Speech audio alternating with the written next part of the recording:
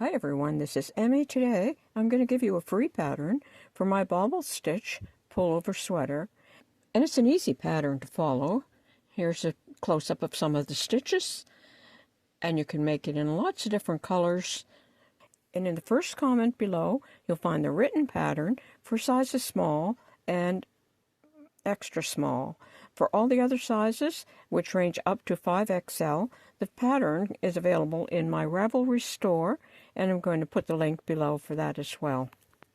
Thanks for watching. Bye for now.